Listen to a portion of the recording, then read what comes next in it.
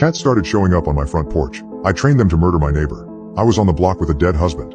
I was miserable and had nothing to do during my elder years. Well, that is, until I met Goliath. He was enormous. A tomcat that was bigger than some dogs. He had a mean face, matted long fur and torn up ears. He came to a stop in front of the porch and froze, staring at me. I stared back. His tail twitched. I called for him. "Here, kitty kitty." Goliath slowly stepped closer to the porch, stopping at the steps. When I got up and tried to get closer, Goliath started to weigh and ran into the bushes. He didn't trust me, but I was so lonely. Even a big old mean cat like that could give me some sort of companionship. I went inside and got some canned tuna, opening it up and setting it at the steps. After I retreated to my chair, Goliath returned. He smelled the tuna. He licked his chops and stared at the can, but he was nervous around me. So I went inside. When I came back a few minutes later, Goliath was focused on looking out the can. I made her friend that day. As time went on, more appeared.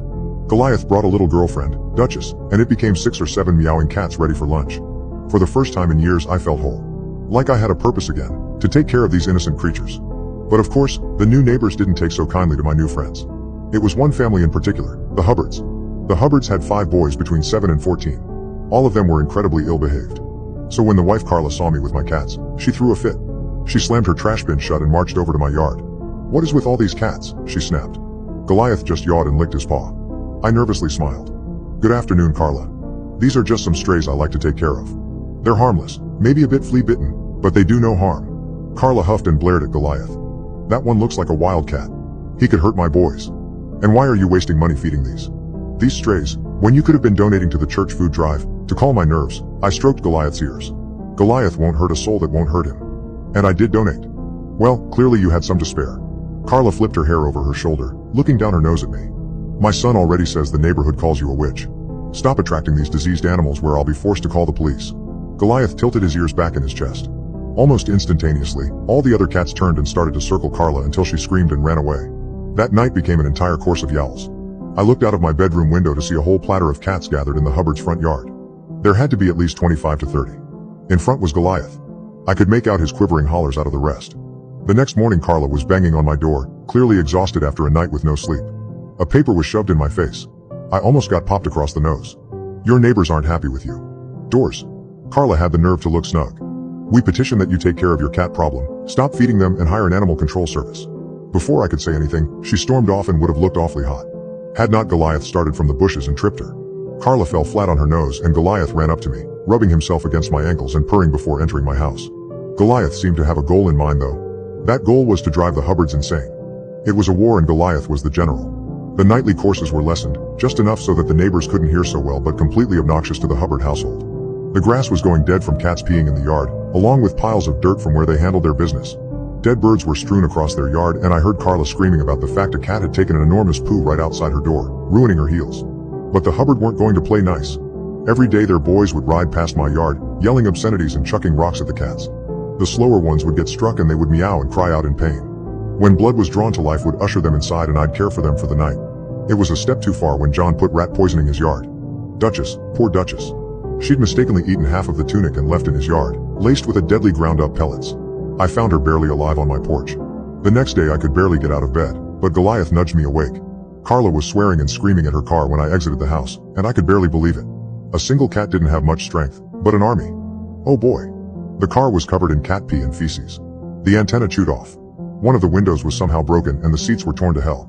She turned and saw me, foaming at the mouth in anger. "You!" She stormed over. Her fist clenched. "Why?" "Yes.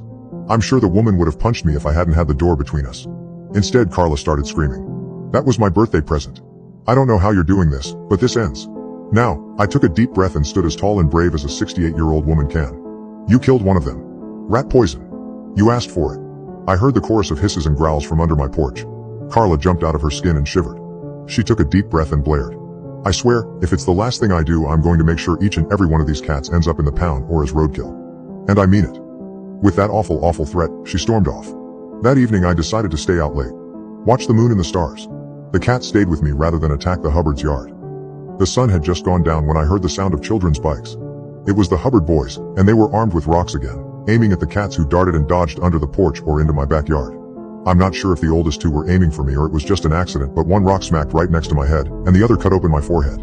I cried out as pain exploded across my face and blood started to drip down my face. Every cat stopped. Goliath meowed and licked my face before he turned. The growl he made wasn't a typical cat sound. It was like a demon from hell. Goliath leapt from my lap and tried to close her to the boys, for puffing out and continuing to growl. The rest of the cats ceased running and grouped up. Some of them I didn't even see leapt down from the tree. I had to have over 70 cats in my yard. The eldest boy stopped his bike, the others falling in behind him. He pulled another rock from his back. Stupid cat. He pitched his arm back. And Goliath went for his throat. I don't really remember what happened. I think I blacked out. What I can remember is that Goliath grew big. Even bigger than he already was. Even bigger than a lion. And the rest of the cats swarmed behind him. A hive mind of violence and with only one goal: murder. When I woke up it was past midnight. There was no sign of the bikes. No boys. No army of cats, either. Just a few left, licking at a puddle in the street where the bikes had been abandoned. It was a dry summer. There hadn't been a puddle there earlier. I stumbled back to my room. The bed cold and empty of my cat. I fell asleep in bed and dreamed of the ripping of wet flesh and the crunching of bones. The next morning I woke up and there was Goliath, sleeping across the other pillow. He was fine. He wasn't hurt. I tried to ignore the smell of blood in his breath as he nudged my face to get me up. There was no sign of any bikes or puddles. Just a normal plain street like the one I got and used to living on. There wasn't many of the cats today, only 4 plus Goliath. These ones that weren't present last night, either Chip, Dill, Biscuit, and Bambi. Bambi had sprawled across my lap and was purring when the police cruiser pulled into my driveway. Dill hid under the porch while Biscuit and Chip ran up to say hello. Officer Holly Silva stepped out, with Carla and Tao. Carla looked like she'd been crying, but when she saw me she smirked. I sighed and looked for Goliath, but he was nowhere to be seen. Ma'am? Holly held up her badge, even though she knew I recognized her. I need to speak with you. Please. Carla's grin grew darker. I invited Holly inside and we sat at the table together. Carla invited herself in and was standing in the corner, looking around my pristine house. Thought it'd be more of a mess than this, given the animals you have, she grumbled. Holly ignored Carla before clearing her throat and looking at me. Listen, Doris. Last night 2 of Carla's sons came home shredded up and claiming you sicked your cats on them. Holly took this moment to conspicuously look at Biscuit and Chip played with a ball of yarn, still quite kitten-wide. Her older 3 never returned home. Have you seen them? I reached up and touched my forehead. I can't really remember.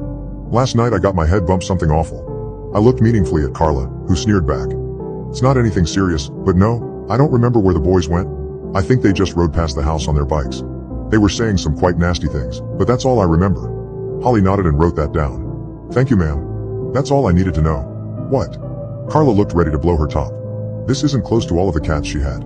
My sweet Alexander said there had to be 100. Over 100. Holly snorted and her lips twitched. She somehow managed to remain professional.